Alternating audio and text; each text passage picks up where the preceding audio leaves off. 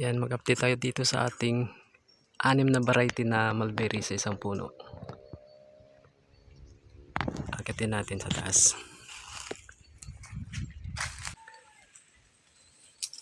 So ayan, bali yung variety sa puno na to ay nasa 6 na variety. Yung mga dinudugtong natin.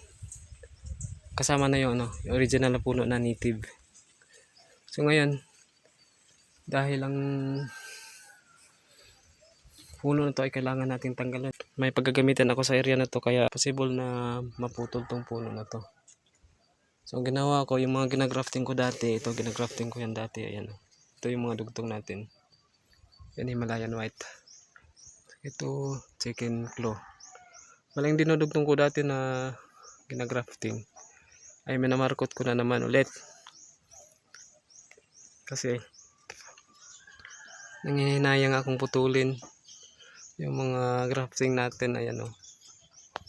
Grafting natin yan. So ang ginawa ko, minamarkot ko para mapakinabangan natin yung mga dinudugtong natin. So ayan, mayroon na siyang mga ugat o. Ayan.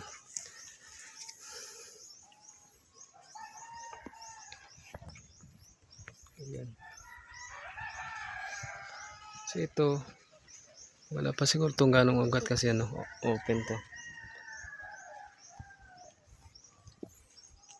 Ayan, chicken claw yung dinugtong natin. Yung Shangri-La hindi ko na lang ginagrafting kasi hindi ko na pinapadama yung Shangri-La variety ko. Ito yung dugtong natin sa Shangri-La. Tsaka ito naman yung male variety. Yan. So mayroon na rin akong puno dyan na isang piraso. Hindi natin kailangan ipadamihin. So kahit putulin na to, wala problema yan. So ang isisave ko lang na mga sanga ay yung chicken claw at saka Himalayan white. Ito Himalayan white. Tsaka ito yung chicken claw. Ito yung dugtong niya.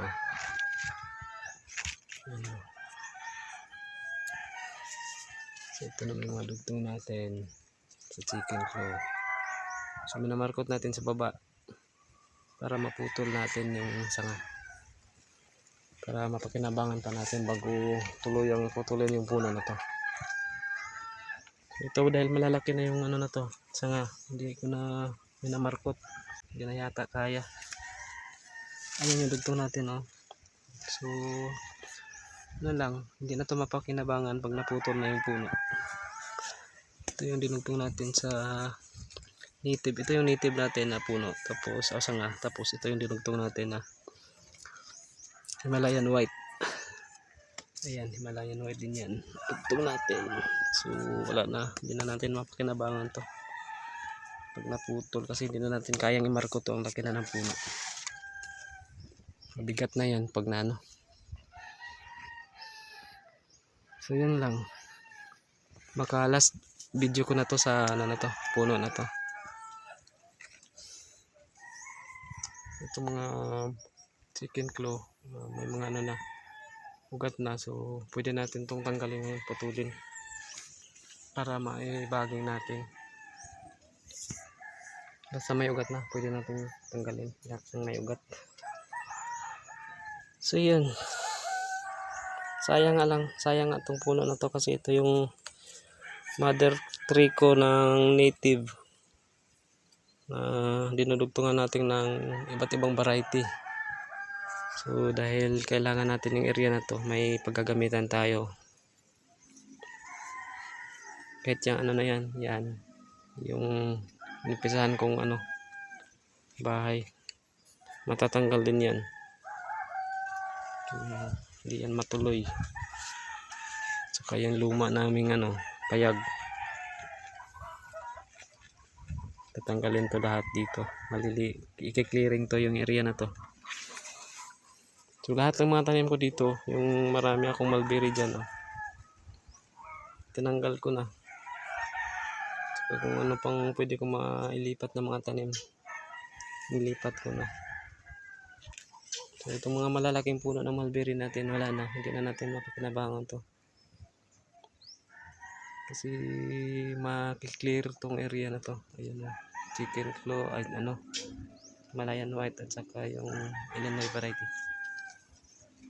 So, yan lang. Yan na po yung last video ko sa puno na to. Yung 6 variety natin na mulberry na isang malaking puno. Yan lang. Thank you. Thank you for watching.